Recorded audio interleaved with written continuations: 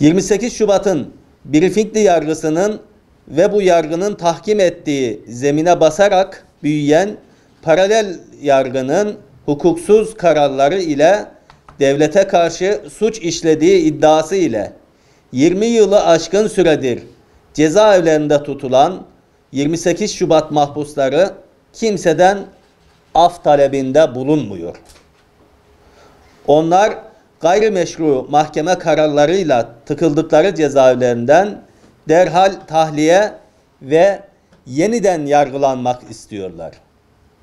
Örneğin Suat Alpsoy'un eşi Sehmuz Alpsoy ağır hasta olmasına rağmen tedavisinin dışarıda tam teşekküllü bir hastanede yapılamaması ve ailesinin de hasta ile yakinen ilgilenememesi, cezaevi koşullarında ölüme terk edilmesi vicdan sahibi herkesi rahatsız etmekte ve bu zulmün sona ermesini istemektedirler. Defalarca vurguladığımız üzere kendilerini tutuklayanlar, tutuklu hale geldiği halde af talebinde bulunmayan, vakur ve onurlu bir duruşla haklarını arayan bu insanların ve ailelerin hak taleplerine kulak vermek ve gereğini yerine getirmek açıktır ki başta yargı, iktidar ve Büyük Millet Meclisi olmak üzere herkesin üzerine düşen önemli bir görevdir. Kelepçeyle götürüldü. Yoğun bakımdayken bile kelepçesi çıkarılmadı.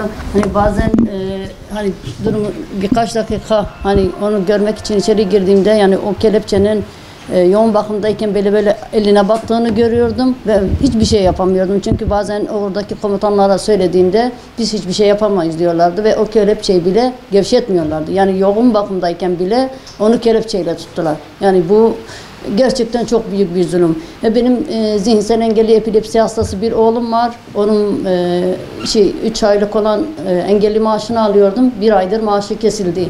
Ve ben bunu çok araştırdım. Hani çünkü hiçbir gerekçe gösterilmeden kesilmişti.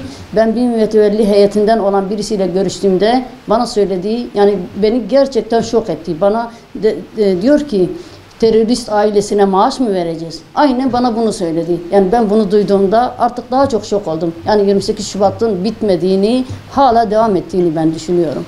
Biz burada şunu anlamakta zorlanıyoruz. Bu ülkede fikir özgürlüğü var deniyor. Fikir özgürlüğünden dolayı içeride yatan veya dava açılan kişiler yok deniyor ama sosyal medyada yaptığı paylaşımlardan dolayı insanlara dava açılıyor ve yargılanıyor. Yani biz şunu soruyoruz. Biz Kemalistlerle veya bugünkü Amerikan aşıklarıyla aynı şeyleri düşünmek zorunda mıyız? Tabii ki düşünmek zorunda değiliz ama böyle düşünmediğimiz için neden cezalandırılıyoruz? Veya neden böyle şeylerde bize dava açılıyor diye ben soruyorum yetkililere yani.